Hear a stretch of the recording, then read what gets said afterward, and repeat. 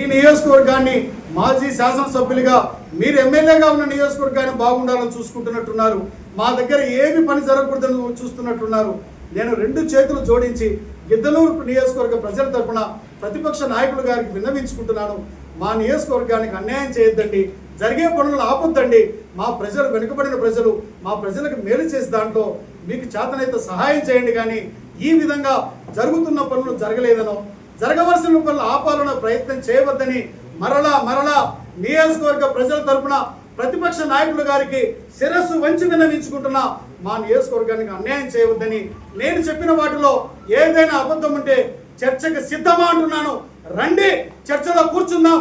నేను చెప్పినవి ఏదైనా తప్పు ఉంటే అని చెప్పి మీకు ఈ యొక్క మీడియా సాక్షిగా ప్రతిపక్ష నాయకులు గారికి విన్నవించుకుంటూ, ముఖ్యమంత్రి గారి యొక్క పర్యటన దిగ్విజయమైంది. కళ్ళుండి చూసినటువంటి వారికి తెలుసు. కాబట్టి ఆ రోజు ఎంత దిగ్విజయమైంది. ముఖ్యమంత్రి గారు ఇచ్చిన హామీలు 1200 కుర్చీలు వేసింది ఇక్కడ కాదండి, మా కార్యకర్తలు మీటింగ్ వేశారు. అది మీ మీటింగ్, ఇది పబ్లిక్ మీటింగ్ కాదండి. అది ప్రక్కన ఇంకొక మీటింగ్. అది కార్యకర్తలకు ఇన్వైట్ చేసి 76 సంవత్సరాల వయసులో ఉన్నటువంటి నవ యువకుడైనటువంటి మా నాయకుడు ప్రతి ఒక్క వ్యక్తి భుజం మీద చేయి వేసి, ఆయన చేయి వేసి తీస్తే వచ్చిన వాళ్ళు అబ్బురపడిపోయారు. ఇది మా నాయకుడు.